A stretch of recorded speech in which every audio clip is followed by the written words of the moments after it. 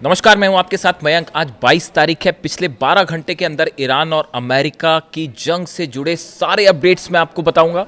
देखिए, इस वक्त की बहुत बड़ी खबर, एक बार फिर अमेरिका की तरफ से ईरान के ऊपर बड़ी स्ट्राइक्स की गई हैं और साथ ही साथ ईरान ने भी बड़ा पलटवार किया है अमेरिका के बेसिस पे और हॉर्मुज पर। इन सारी डेवलपमेंट्स पर हम बात करेंगे। देखिए, ईरान की तरफ से एक बार फिर जो है वो बहरीन में, जॉर्डन में, यूएई में, कुवैत में 4 से 5 देशों में बड़ी स्ट्राइक्स की गई है। और दूसरी तरफ अमेरिका की तरफ से रात भर ईरान पर बमबारी हुई है। ये बमबारी चाबहार पोर्ट के आसपास हुई है, बंदर अब्बास के आसपास हुई, केशम आइलैंड को निशाना बनाया गया है, कीश आइलैंड के पास जो है हमले किए गए। देखिए, अमेरिका की तरफ से एक बार फिर उन ठिकानों पर हमले किए जा रहे हैं जहां से ईरान के मिसाइल लॉन्चर्स एक्टिवेट होते हैं, मिसाइल्स दागी जाती हैं। ईरान की तरफ से जो मिसाइल दागी जा रही हैं, ये 2 तरह के हमले हो रहे हैं।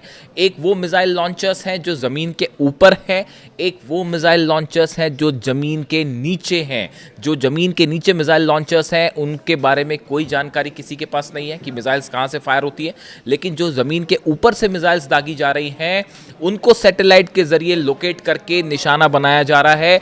डोनाल्ड ट्रंप की तरफ से बयान आया कि पहले हमारे टारगेट पर जो थे वो ईरान का न्यूक्लियर प्रोग्राम था। हम चाहते थे ईरान की न्यूक्लियर कैपेबिलिटी जो है वो खत्म हो, लेकिन अब हमारे निशाने पर ईरान का मिसाइल पावर है।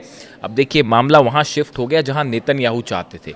नेतन्याहू की हमेशा से ये इच्छा थी कि सिर्फ न्यूक्लियर प्रोग्राम को लेकर बातचीत ना हो, मामला मिसाइल पावर पे भी रोक लगे ईरान की। ये नेतन्याहू शुरू से चाहते थे और देखिए वही बात अब होती दिखाई दे रही है। अल्टीमेटली डोनाल्ड ट्रंप भी अब वही भाषा बोल रहे हैं जो डोनाल्ड ट्रंप कह रहे थे, जो नेतन्याहू कह रहे थे कि मिसाइल पावर पर रोक लगाई जाए। इस तरह की बातें सामने आ गई हैं।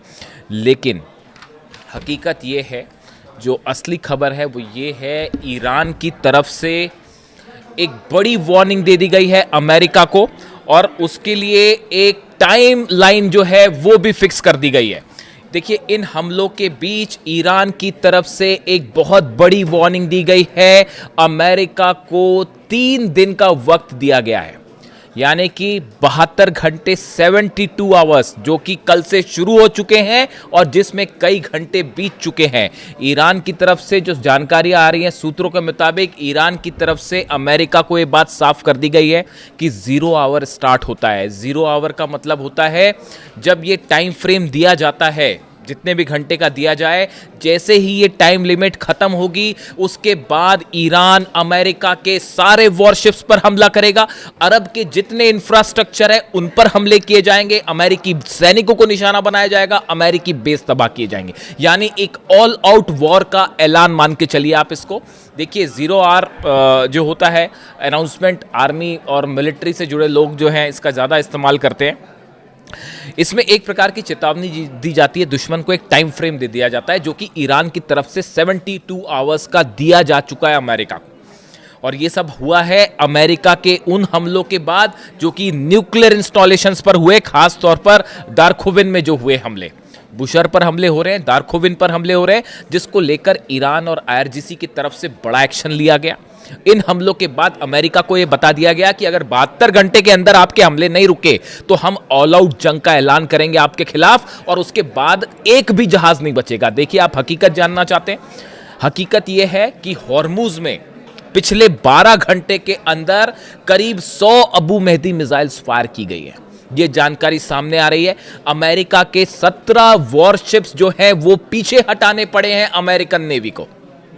17 वॉरशिप्स जो कि 1000 किलोमीटर से कम की रेंज में थे ईरान के, जो सूत्रों से खबरें आ रही हैं। ईरान ने जब अबू मेहदी मिसाइल्स फायर की, उस नेवी के जहाज़ों को, अमेरिका के वॉरशिप्स को, सबको 1000 किलोमीटर की रेंज के पीछे लाना पड़ा कि कहीं अबू मेहदी मिसाइल हिट ना हो जाए। अबू मेहदी वो क्रूज मिसाइल्स है, एंटी शिप मिसाइल्स है, जिसका इस्तेमाल ईरान कर रहा है पिछले काफ़ी वक्त से।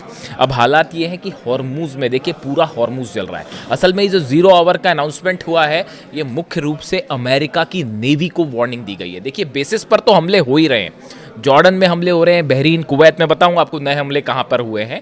अमेरिका के बेसिस पर तो हमले हो ही रहे हैं, लेकिन ये जो 0 आवर का अनाउंसमेंट है ये खास तौर पर अमेरिकन नेवी के लिए किया गया है। देखिए ईरान ने अब तक अमेरिका के वॉरशिप्स को निशाना साधा, हमले किए, लेकिन ये हमले पिन पॉइंटेड इस तरह से नहीं थे कि किसी तरह का कोई जो है एयरक्राफ्ट कैरियर डूब जाए या कोई बड़ा वॉरशिप डूब जाए। अगर इस तरह के हमले होते हैं तो उसके बाद फिर किसी भी तरह से कोई समझौते की संभावना नहीं बची कि वो एक ऑल आउट वॉर होगा। तो शायद इस तरह से भी कई एक्सपर्ट ये राय रखते हैं कि अब तक खास तौर पर हॉर्मूज में समंदर में ईरान की तरफ से जो हमले किए गए वो अमेरिका की सेना को पीछे धकेलने के लिए किए गए या उनको नुकसान पहुंचाने के लिए किए गए थे, पूरी तरह से तबाह करने के लिए हमले नहीं थे। लेकिन अब ईरान जो कह रहा है वो ईरान ये कह रहा है कि 72 घंटे, मैं फिर रिपीट करता हूं, ये 72 घंटे कल से शुरू हो चुके हैं। अगर इन 72 घंटे का जो टाइम फ्रेम दिया गया है, जिसे 0 आवर कह रहा है ईरान, कि अगर इस टाइम फ्रेम के बाद भी अमेरिका की तरफ से हमले जारी हुए तो नतीजा यह होगा जो 17 से 18 वॉरशिप्स खड़े हैं उन सब पर एक साथ मिसाइल्स दागी जाएंगी। जितना इंफ्रास्ट्रक्चर है अरब का वो एक साथ उन पर मिसाइल दागी जाएंगे। जो बेसिस है उस पर पहले के मुकाबले ज्यादा बड़े हमले होंगे। आप देखिए जो नए हमले हैं, ईरान ने एक बार फिर बहरीन में पावर स्टेशंस को आग के हवाले कर दिया है। यहां पर बड़ा मिसाइल अटैक हुआ है और ये बैलिस्टिक मिसाइल अटैक था। बहरीन के एक पावर सेंटर पर गिरा है, एनर्जी सेंटर पर, और वहां पर जो है बड़ी आग लगी और तबाही की तस्वीरें सामने आई हैं। ईरान में जो हमले हो रहे हैं उसका जवाब दिया जा रहा है।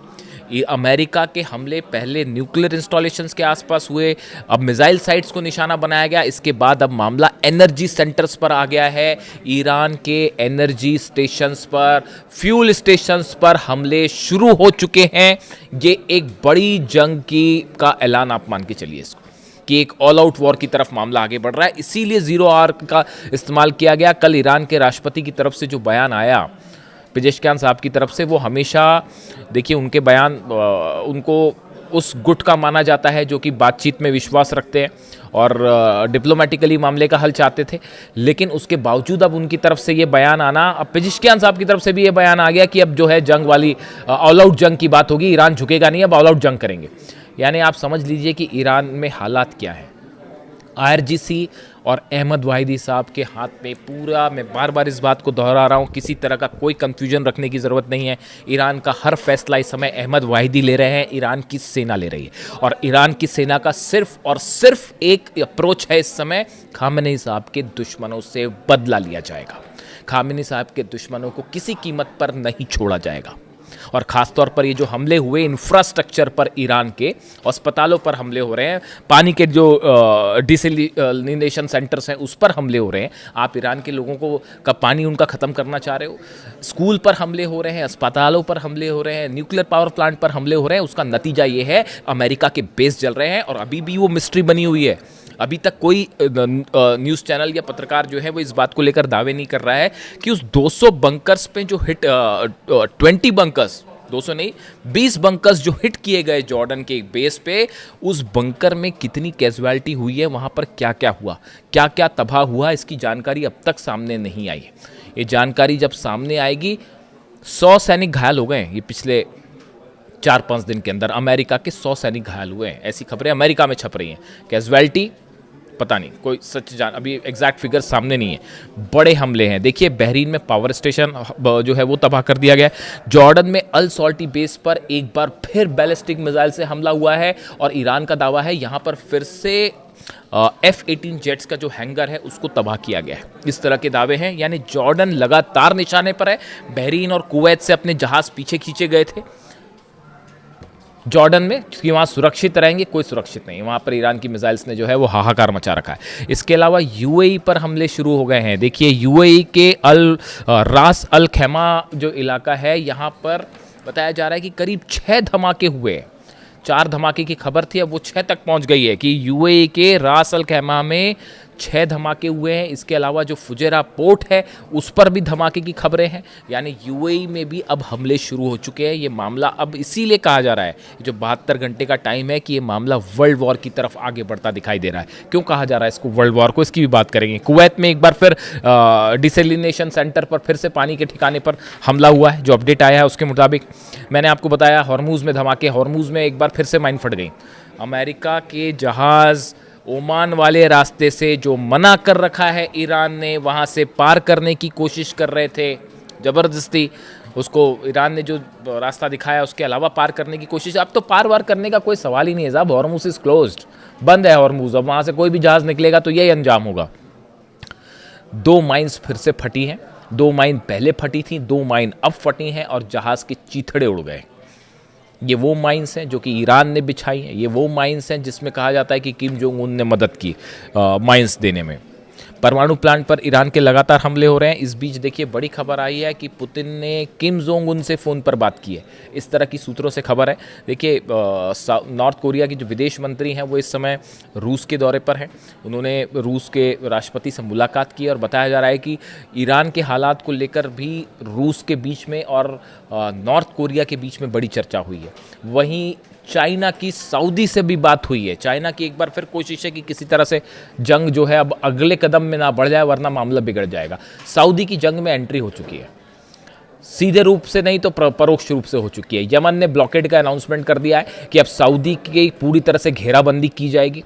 आप समझिए इस बात को। रूस में बाबल मंदेब, रूस के विदेश मंत्री का बयान जो 2 दिन पहले आया था, उन्होंने ये कहा था कि अगर बाबल मंदेब बंद कर दिया गया तो पूरी दुनिया में हाहाकार मच जाएगा, ऑयल को लेकर हालात खराब हो जाएंगे, पूरी दुनिया की अर्थव्यवस्था चरमरा जाएगी। ये रूस के विदेश मंत्री का बयान था। तभी इस बार और उसके अगले दिन खबर क्या आती है कि हुती लड़ाकों ने ये अनाउंसमेंट कर दिया है कि सऊदी का ब्लॉकेट किया जाएगा। आप समझिए इस बात को। इस मामले में रूस इन्वॉल्व है। जहां जहां आप रूस के 120 से ज़्यादा ऑयल ठिकानों पर हमले हुए हैं पिछले, अगर आप 15 से 20 दिन की बात करें। और अब आप नतीजा देखिए, पूरा अरब जल रहा है। सीधा कनेक्शन है रूस पर हमले का और ये ट्रंप को मैसेज दिया जा रहा है, पुतिन की तरफ से मैसेज दिया जा रहा है ट्रंप को। यानी ये जंग सिर्फ अभी ईरान और अमेरिका की नहीं है, इसमें पुतिन भी शामिल है, इसमें किम जोंग उन भी शामिल है। किस तरह से किम जोंग उन शामिल है अलग से बात करेंगे। पूरे अरब देश शामिल है। 12 मुल्क इस समय ऐसे हैं ईरान के आसपास जिन पे या तो हमले हो रहे हैं या जो इस पूरे मैटर में इन्वॉल्व हैं। रूस इनमें इन्वॉल्व है। यूरोप की कभी भी एंट्री हो सकती है। जो ईरान की तरफ से कहा जा रहा है कि अगर 72 घंटे के अंदर हमले नहीं रुकते हैं तो जितने लोकेशंस है टारगेट पॉसिबल हैं सब पर अटैक किया जाएगा। ये यूरोप को धमकी है दरअसल सीधी सीधी, कि उसके बाद जो हमले होंगे फिर ऑल आउट वॉर होगा एक। उसके बाद फिर ये हिसाब नहीं लगाया जाएगा कि आपने क्या हमले किए और हमने क्या हमले किए। उसके बाद पूरी ताकत से आखिरी हमला करेगा ईरान। और इसी को कहा जा रहा है 0 आवर। और इसीलिए कहा जा रहा है कि चीन, नॉर्थ कोरिया, रूस, ईरान, इजराइल आई जाएगा, सवाल ही नहीं उठता। उसके बाद इजराइल, नेतन्याहू जंग में आई जाएंगे, वैसे उतावले हैं। उसके अलावा ये जितने अरब देश हैं, सऊदी हो, यूएई हो, बहरीन हो, जॉर्डन हो, कुवैत हो, सब जल रहे हैं साहब। ऐसे में इसीलिए ये कहा जा रहा है इस बात को लेकर कि अगर ये अगले 72 घंटे बेहद क्रूशियल होने वाले हैं और अगर अमेरिका और ईरान के बीच, हालांकि मुनीर कोशिश कर रहे हैं, फिर से मुनीर को एक्टिवेट कर दिया गया है क्योंकि ज़्यादा दिन तक अमेरिका ये लड़ाई नहीं लड़ सकता, ये बात तय है। अगर ज़्यादा लंबी जितनी लंबी लड़ाई उतनी बड़ी ईरान की जीत। सीधी सीधी बात ये है। अगर जो इस मामले को समझते हैं, डिफेंस को समझते हैं, स्ट्रैटेजी को समझते हैं, जितनी लंबी लड़ाई ईरान की उतनी बड़ी जीत। ऐसे हालात में अब ये जो 72 घंटे वाली वार्निंग है ये ईरान की सेना की तरफ से आई है, अहमद वाहिदी साहब की तरफ से आई है। और अहमद वाहिदी वो कमांडर हैं जो सारे फैसले ले रहे हैं और जिनका, मैं फिर से इस बात को रिपीट करता हूँ, अली अहमद वाहिदी साहब वो कमांडर हैं ईरान के जो कासिम सुलेमानी साहब के अंडर में आगे बढ़े हैं, जो इमाम खामेनी की जो है उनके खामेनी साहब के दिशा निर्देश पर आगे बढ़े हैं और उनका विज़न बिल्कुल क्लियर है। अमेरिका के साथ कोई डील नहीं, अमेरिका धोखा देता है, जंग करो, बिल्कुल क्लियर, कोई कन्फ्यूजन नहीं है। और ईरान की सेना ने तय कर लिया है, जो मेरे सूत्र बता रहे हैं कि अहमद वाहिदी साहब ने इस बात को तय कर लिया है कि सिर्फ जंग के रास्ते घुटनों पर लाया जाएगा। और इसीलिए कहा जा रहा है कि मामला वर्ल्ड वॉर की तरफ आगे बढ़ रहा है। जो भी अपडेट होगा लेटेस्ट आप तक पहुंचाऊंगा। वीडियो कैसा लगा कमेंट करके ज़रूर बताइए। Thank you so much.